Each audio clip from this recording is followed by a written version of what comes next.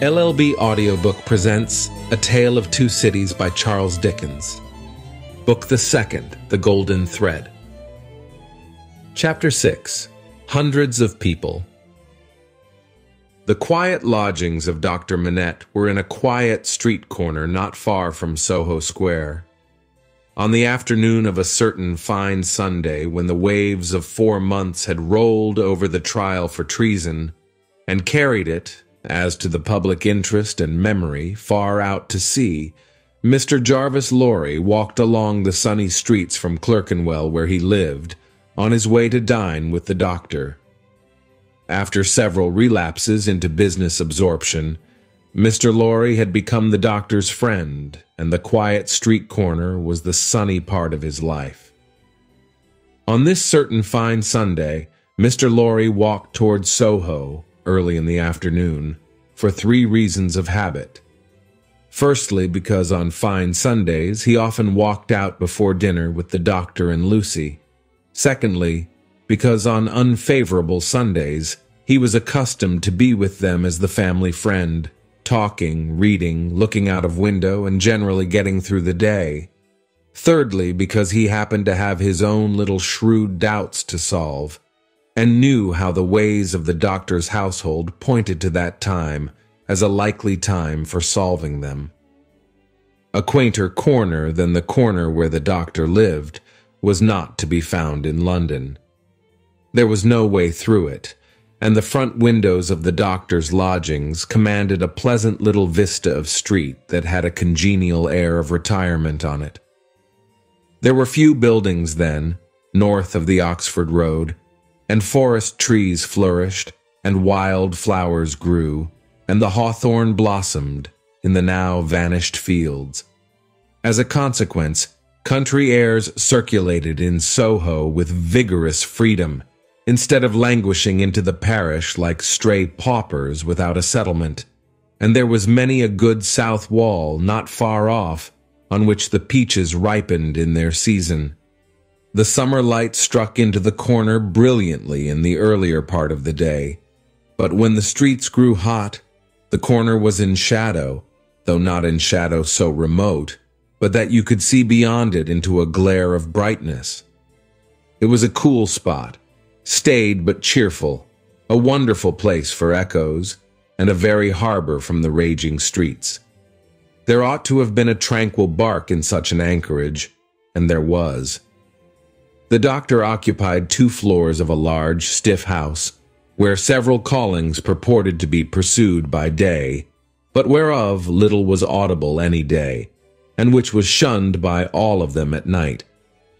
In a building at the back, attainable by a courtyard where a plane tree rustled its green leaves, church organs claimed to be made, and silver to be chased, and likewise gold to be beaten by some mysterious giant who had a golden arm starting out of the wall of the front hall, as if he had beaten himself precious, and menaced a similar conversion of all visitors.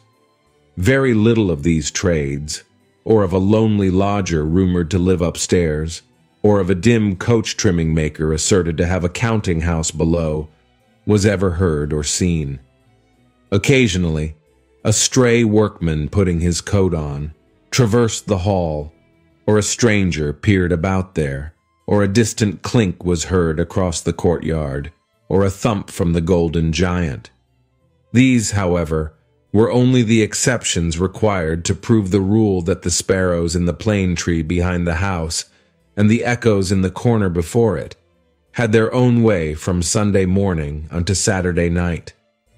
Dr. Manette received such patients here as his old reputation, and its revival in the floating whispers of his story, brought him. His scientific knowledge, and his vigilance and skill in conducting ingenious experiments, brought him otherwise into moderate request, and he earned as much as he wanted.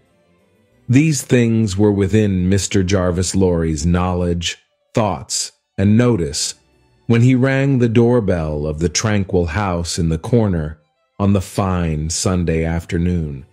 Dr. Manette at home? Expected home. Miss Lucie at home? Expected home. Miss Pross at home? possibly at home, but of a certainty impossible for handmaid to anticipate intentions of Miss Pross as to admission or denial of the fact. As I am at home myself, said Mr. Lorry. I'll go upstairs. Although the doctor's daughter had known nothing of the country of her birth, she appeared to have innately derived from it that ability to make much of little means, which is one of its most useful and most agreeable characteristics. Simple as the furniture was, it was set off by so many little adornments, of no value but for their taste and fancy, that its effect was delightful. The disposition of everything in the rooms, from the largest object to the least, the arrangement of colors, the elegant variety and contrast obtained by thrift in trifles, by delicate hands, clear eyes, and good sense, were at once so pleasant in themselves, and so expressive of their originator, that as Mr. Lorry stood looking about him, the very chairs and tables seemed to ask him, with something of that peculiar expression which he knew so well by this time, whether he approved. There were 3 rooms on a floor, and the doors by which they communicated being put open that the air might pass freely through them all. Mr. Lorry, smilingly observant of that fanciful resemblance which he detected all around him, walked from one to another. The first was the best room, and in it were Lucie's birds, and flowers, and books, and desk, and work-table, and box of watercolors. The second was the doctor's consulting room, used also as the dining room. The third, changingly speckled by the rustle of the plane tree in the yard, was the doctor's bedroom, and there, in a corner, stood the disused shoemaker's bench and tray of tools, much as it had stood on the 5th floor of the dismal house by the wine shop, in the suburb of Saint Antoine in Paris. I wonder, said Mr. Lorry, pausing in his looking about, that he keeps that reminder of his sufferings about him. And why wonder at that? Was the abrupt inquiry that made him start. It proceeded from Miss Pross, the wild red woman, strong of hand, whose acquaintance he had first made at the Royal George Hotel at Dover, and had since improved. I should have thought, Mr. Lorry began. Pooh, you'd have thought, said Miss Pross, and Mr. Lorry left off. How do you do? Inquired that lady then, sharply, and yet as if to express that she bore him no malice. I am pretty well, I thank you, answered Mr. Lorry with meekness. How are you? Nothing to boast of, said Miss Pross. Indeed? Ah, indeed, said Miss Pross. I am very much put out about my ladybird. Indeed? For gracious sake, say something else besides indeed, or you'll fidget me to death, said Miss Pross, whose character, dissociated from stature, was shortness. Really, then? said Mr. Lorry as an amendment. Really is bad enough, returned Miss Pross. But better. Yes, I'm very much put out. May I ask the cause? I don't want dozens of people who are not at all worthy of Ladybird to come here looking after her, said Miss Pross. Do dozens come for that purpose? Hundreds, said Miss Pross. It was characteristic of this lady, as of some other people before her time and since, that whenever her original proposition was questioned, she exaggerated it. Dear me, said Mr. Lorry, as the safest remark he could think of. I have lived with the darling, or the darling has lived with me and paid me for it, which she certainly should never have done. You may take your affidavit, if I could have afforded to keep either myself or her for nothing, since she was 10 years old. And it's really very hard, said Miss Pross. Not seeing with precision what was very hard, Mr. Lorry shook his head, using that important part of himself as a sort of fairy cloak that would fit anything. All sorts of people who are not in the least degree worthy of the pet are always turning up, said Miss Pross. When you began it? I began it, Miss Pross, Didn't you? Who brought her father to life? Oh, if that was beginning it, said Mr. Lorry. It wasn't ending it, I suppose. I say when you began it, it was hard enough. Not that I have any fault to find with Dr. Manette, except that he is not worthy of such a daughter, which is no imputation on him, for it was not to be expected that anybody should be under any circumstances. But it really is doubly and trebly hard to have crowds and multitudes of people turning up after him. I could have forgiven him, to take Ladybird's affections away from me. Mr. Lorry knew Miss Pross to be very jealous, but he also knew her by this time to be, beneath the service of her eccentricity, one of those unselfish creatures found only among women who will, for pure love and admiration, bind themselves willing slaves to youth when they have lost it, to beauty that they never had, to accomplishments that they were never fortunate enough to gain, to bright hopes that never shone upon their own somber lives. He knew enough of the world to know that there is nothing in it better than the faithful service of the heart. So rendered and so free from any mercenary taint, he had such an exalted respect for it, that in the retributive arrangements made by his own mind, we all make such arrangements more or less, he stationed Miss Pross much nearer to the lower angels than many ladies immeasurably better got up both by nature and art, who had balances at Tellson's.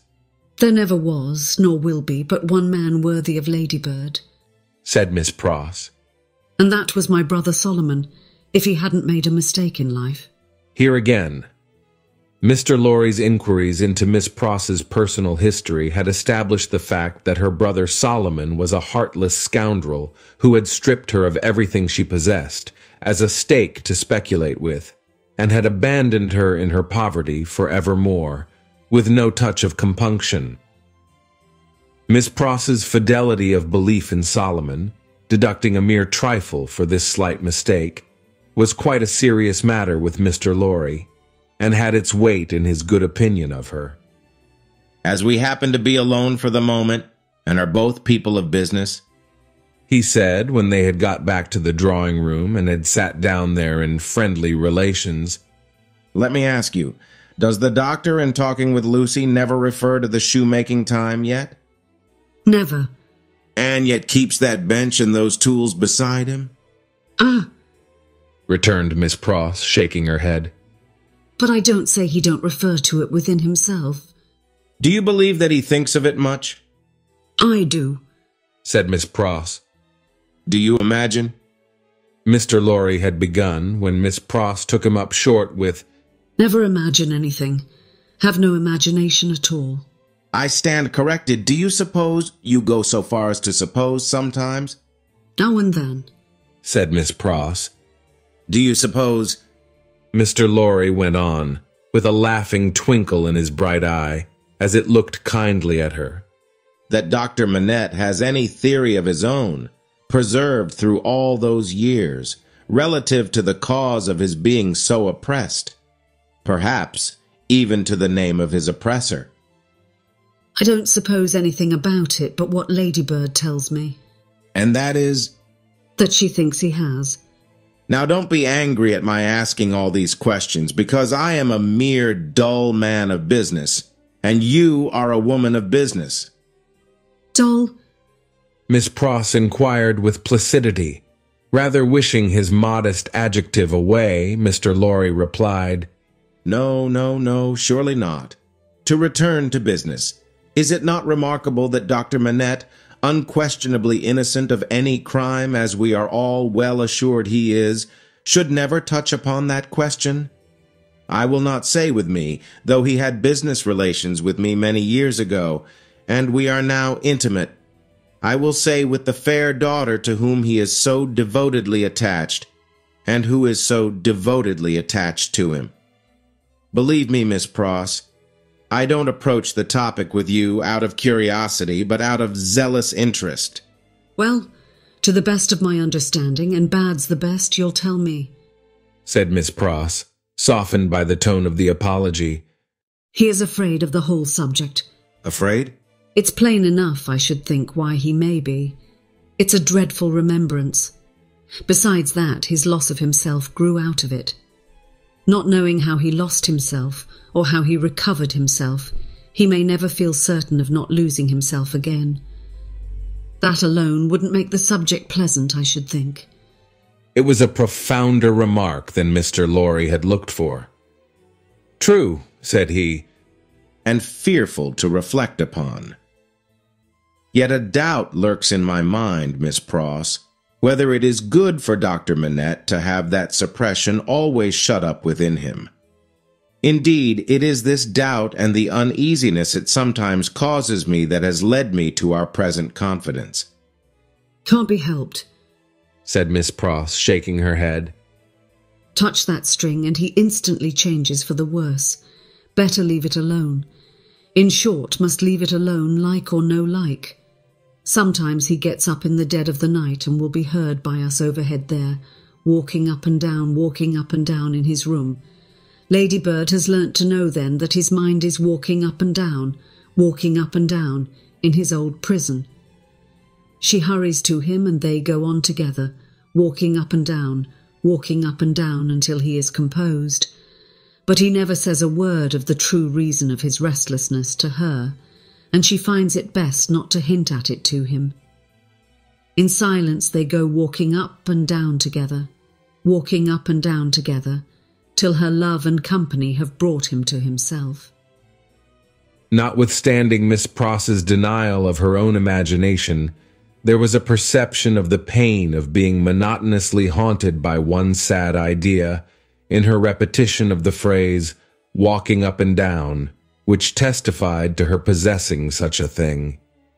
The corner has been mentioned as a wonderful corner for echoes. It had begun to echo so resoundingly to the tread of coming feet that it seemed as though the very mention of that weary pacing to and fro had set it going. "Here they are," said Miss Pross, rising to break up the conference. "And now we shall have hundreds of people pretty soon." It was such a curious corner in its acoustical properties, such a peculiar ear of a place, that as Mr. Lorry stood at the open window, looking for the father and daughter whose steps he heard, he fancied they would never approach. Not only would the echoes die away, as though the steps had gone, but echoes of other steps that never came would be heard in their stead, and would die away for good when they seemed close at hand. However, father and daughter did at last appear, and Miss Pross was ready at the street door to receive them. Miss Pross was a pleasant sight, albeit wild and red and grim, taking off her darling's bonnet when she came upstairs, and touching it up with the ends of her handkerchief, and blowing the dust off it, and folding her mantle ready for laying by, and smoothing her rich hair with as much pride as she could possibly have taken in her own hair if she had been the vainest and handsomest of women. Her darling was a pleasant sight too, embracing her and thanking her, and protesting against her taking so much trouble for her, which last she only dared to do playfully, or Miss Pross, sorely hurt, would have retired to her own chamber and cried. The doctor was a pleasant sight too, looking on at them, and telling Miss Pross how she spoilt Lucie, in accents and with eyes that had as much spoiling in them as Miss Pross had, and would have had more if it were possible. Mr. Lorry was a pleasant sight too, beaming at all this in his little wig, and thanking his bachelor stars for having lighted him in his declining years to a home. But no hundreds of people came to see the sights, and Mr. Lorry looked in vain for the fulfillment of Miss Pross's prediction. Dinner time, and still no hundreds of people. In the arrangements of the little household, Miss Pross took charge of the lower regions, and always acquitted herself marvelously. Her dinners, of a very modest quality, were so well cooked and so well served, and so neat in their contrivances, half English and half French, that nothing could be better. Miss Pross's friendship being of the thoroughly practical kind, She had ravaged Soho and the adjacent provinces in search of impoverished French, who, tempted by shillings and half-crowns, would impart culinary mysteries to her.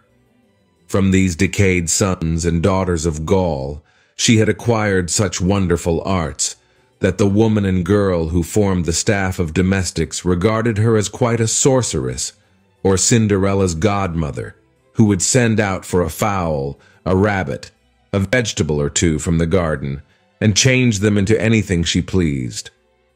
On Sundays, Miss Pross dined at the doctor's table, but on other days persisted in taking her meals at unknown periods, either in the lower regions or in her own room on the second floor, a blue chamber, to which no one but her ladybird ever gained admittance. On this occasion, Miss Pross, responding to Ladybird's pleasant face and pleasant efforts to please her, unbent exceedingly. So the dinner was very pleasant, too.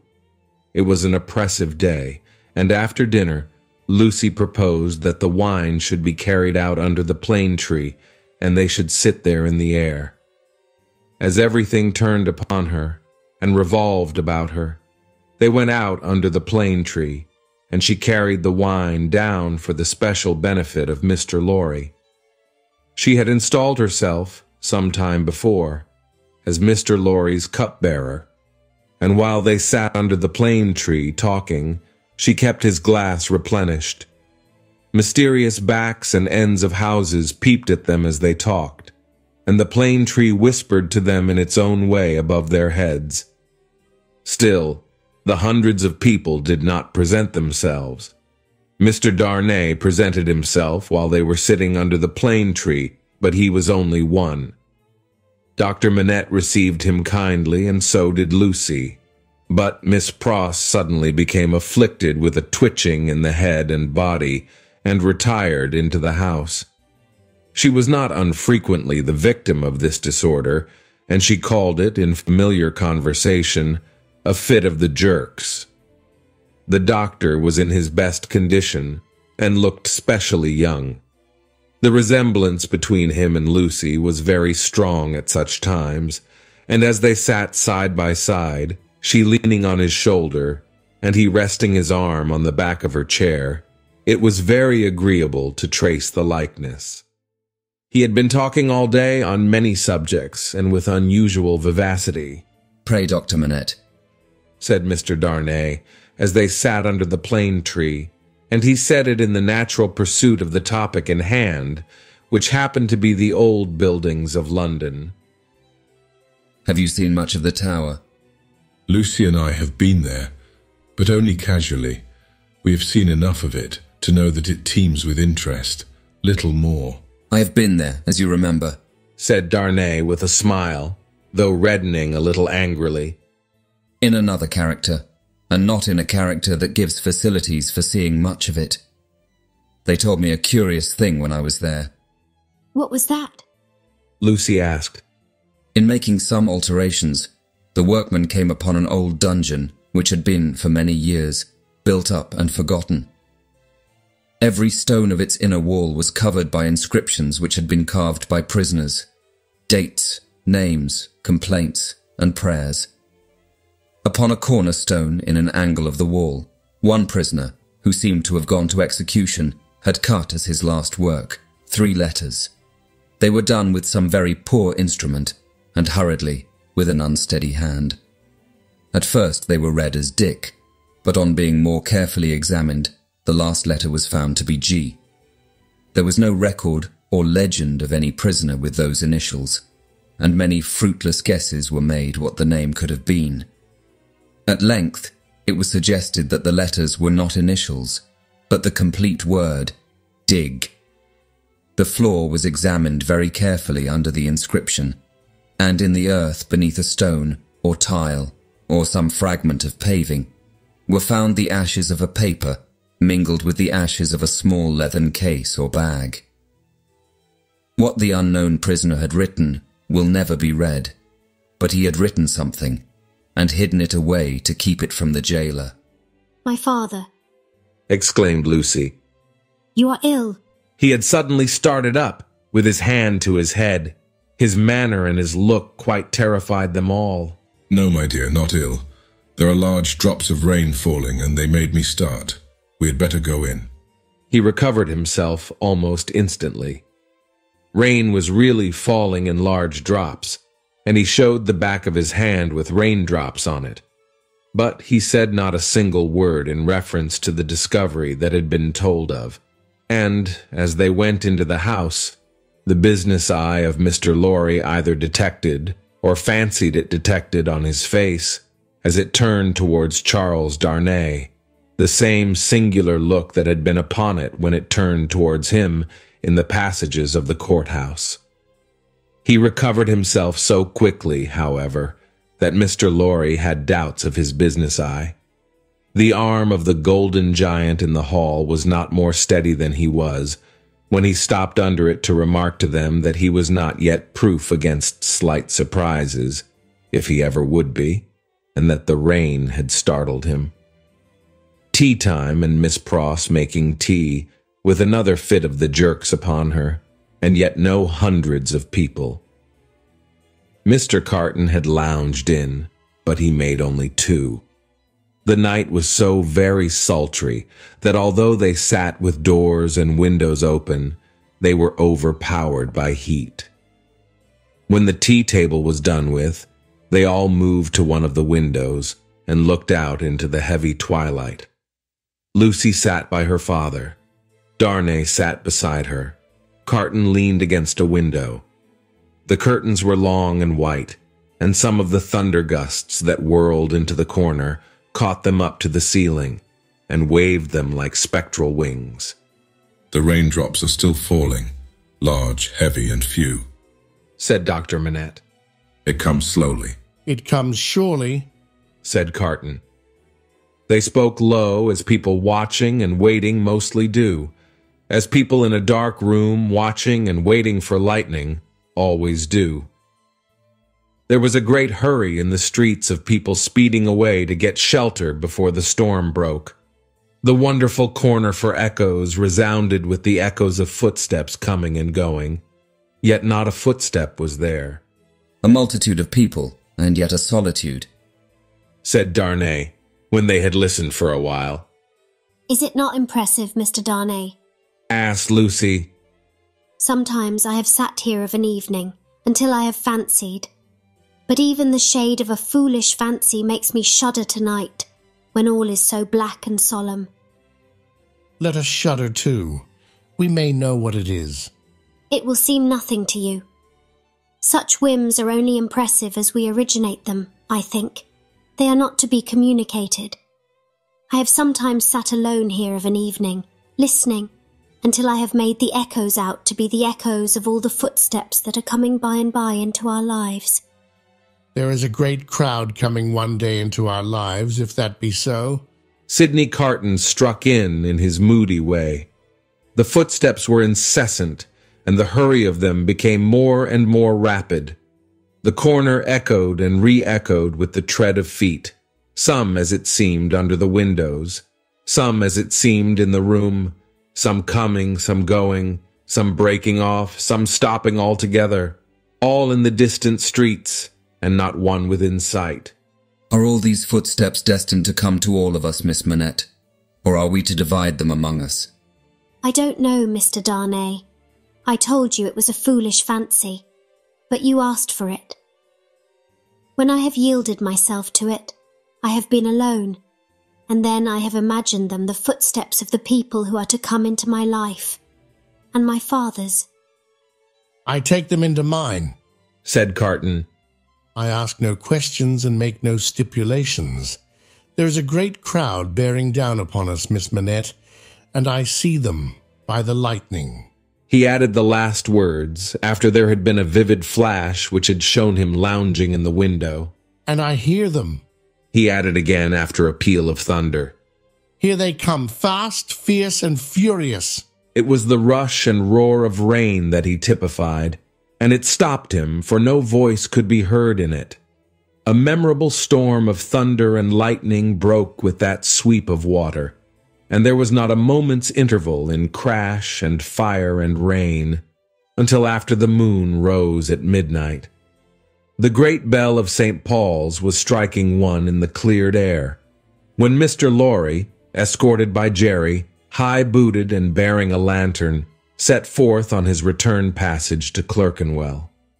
There were solitary patches of road on the way between Soho and Clerkenwell, and Mr. Lorry, mindful of footpads, always retained Jerry for this service, though it was usually performed a good 2 hours earlier. "What a night it has been! Almost a night, Jerry," said Mr. Lorry. "To bring the dead out of their graves." "I never see the night myself, master, nor yet I don't expect to. What would do that?" answered Jerry. "Good night, Mr. Carton," said the man of business.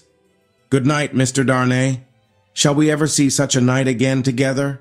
Perhaps see the great crowd of people with its rush and roar, bearing down upon them too.